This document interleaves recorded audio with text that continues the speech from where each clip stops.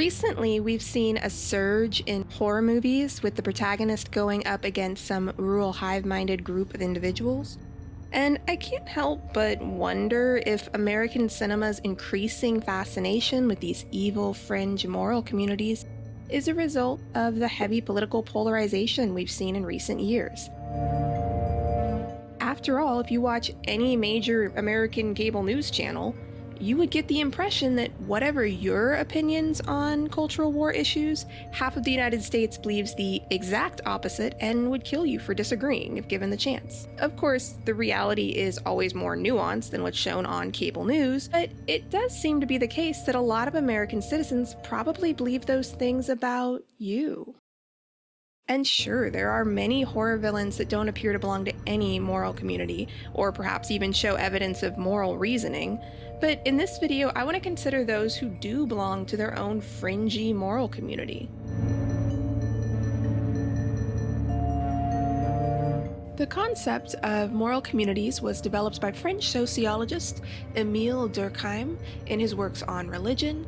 Basically, a moral community is a group of individuals who are held together by a set of shared moral norms and beliefs, which Durkheim defined as religion.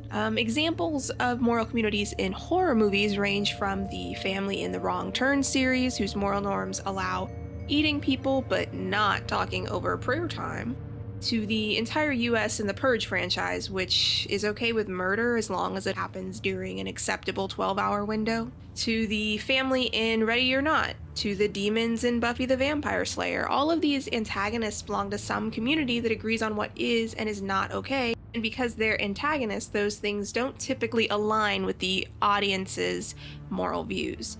Our protagonists typically belong to moral communities similar to those of the audience.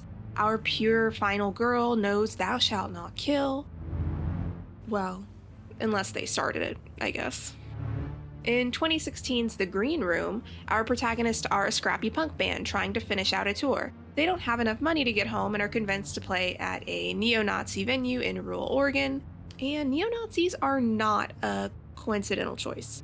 Green Room uses familiar markers of a real-life fringe moral community to create an immediately tense atmosphere.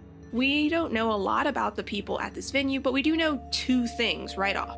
One, they don't have the same moral intuitions as us or our protagonists, and two, there are more of them than our protagonists. There's an immediate us versus them tension just by using key phrases and showing people standing around with tattoos of Nazi symbols. And this is probably why Nazis have been such a popular horror movie villain in recent years. It's an easy way to sidestep giving antagonists a backstory. You don't need to convince the audience they're the bad guys, and it allows the protagonist to be a little less than morally pristine while still remaining morally superior.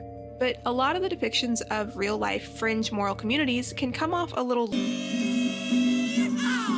I mean, yeah, when I'm watching Buffy and a vampire does something, I can shrug it off and be like, I guess that's what this mythical race of parasites do. But when we're dealing with characters that are meant to represent a real-life group of people who cause actual harm in the real world, we have stuff to compare it to, and we expect the character motivations to make sense. In the 1970s, then again in the early 2000s, there was a big trend in American horror movies towards backwoods horror. Movies like Deliverance, Texas Chainsaw Massacre, The Hills Have Eyes, House of Wax, and those movies centered on protagonists who wandered into remote areas and came into contact with members of fringe moral community. The assignment is documenting rural American as cultural history. Yeah. We immediately felt threatened by feelings of isolation and the obvious differences between our protagonists and the poor rural fringe community. But unlike movies about rural Nazis in Oregon, these fringe moral communities were not marked by signifiers of belief systems, but by looking and sounding different. They have thick accents and missing teeth.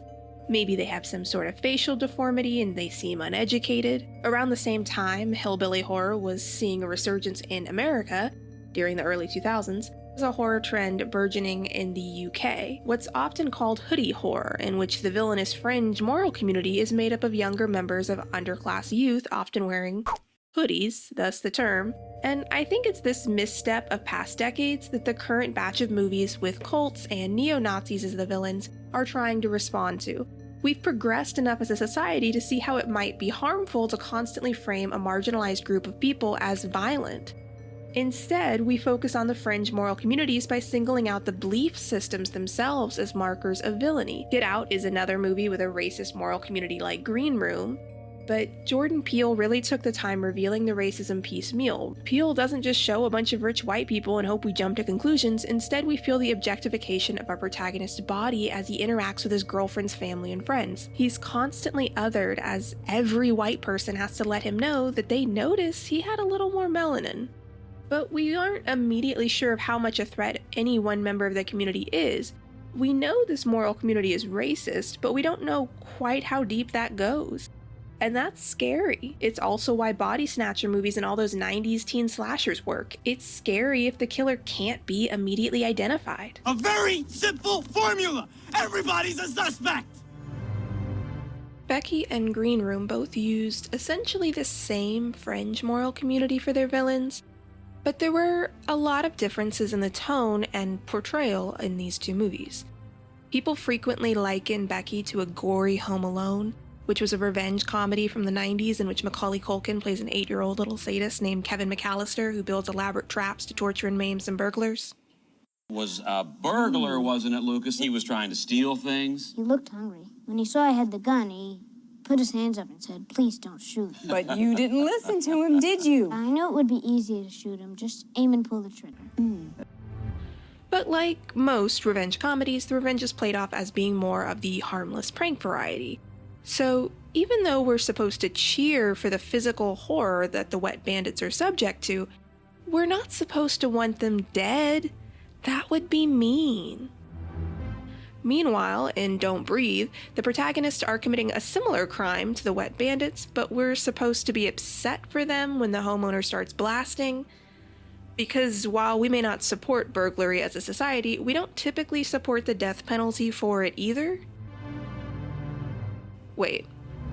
Well, was Leatherface acting within his legal right to defend his property against trespassers?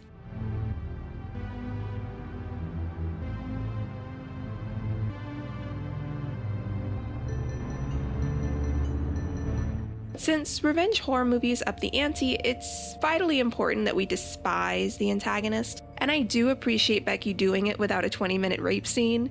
In a revenge horror movie, the basic plot structure is something horrible happens to the protagonist, and then we cheer on the protagonist for doing something horrible in return. I'm not a big fan of revenge horror, so this isn't a complaint about Becky specifically, but the thing I love about horror movies, and the thing that makes it feel like a horror movie to me, is that there are no good outcomes. It's horrific. Even if you live through the movie, you're traumatized.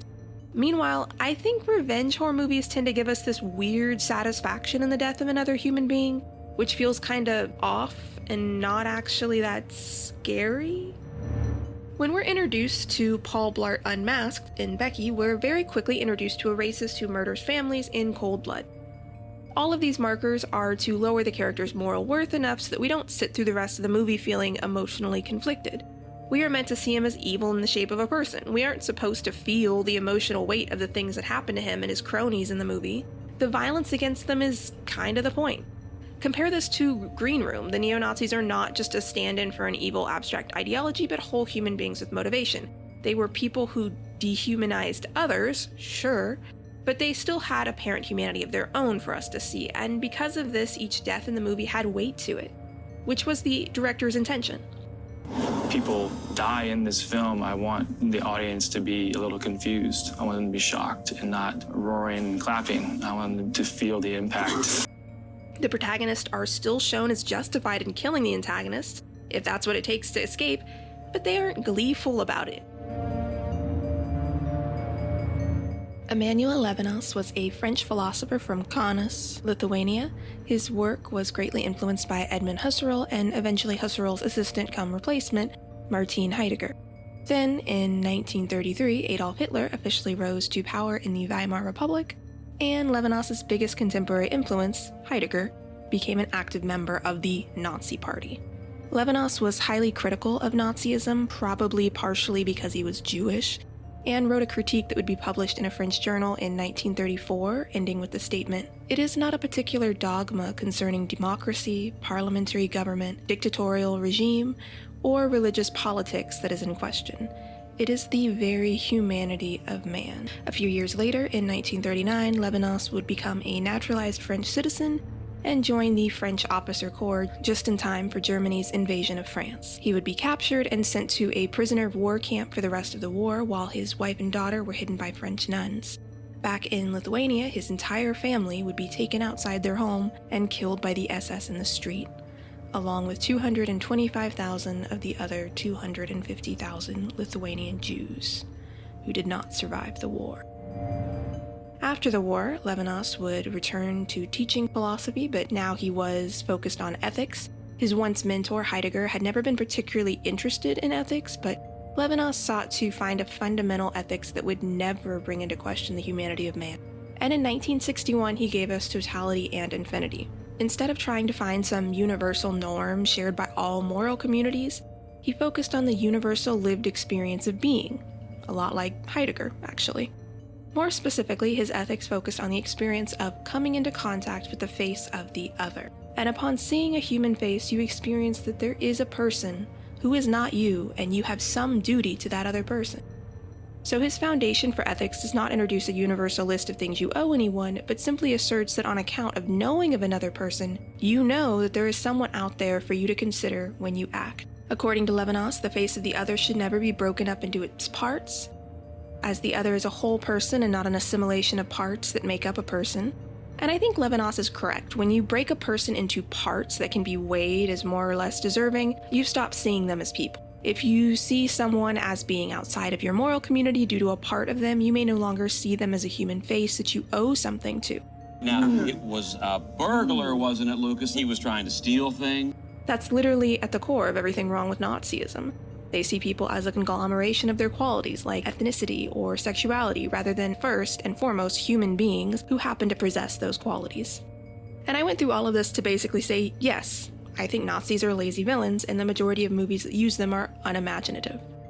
Most people in the early 21st century encounter Nazism through popular media rather than, say, history class. And most of these movies that use Nazi symbolism are not taking the time to explain what's wrong with the ideology, but kind of just exploiting it as an easy visual trope. They use the Nazi as a stand-in for evil, the same way a lot of supernatural movies use the devil. The problem with this is that there will always be people who find the portrayal of Satan in possession movies as alluring, and ultimately start wearing pentagrams and hanging up pictures of Baphomet in their bedrooms. And while people searching for cool satanic tattoo ideas will be met with a Church of Satan that lobbies for human autonomy and religious freedom, people who start thinking of Nazism as an edgy countercultural movement won't be so lucky. The movie will be contributing to the normalization of the symbols while still only producing a straw man of a villain. So if anyone listening is thinking about making a horror movie with a human antagonist, I just want to suggest writing them as a full human being.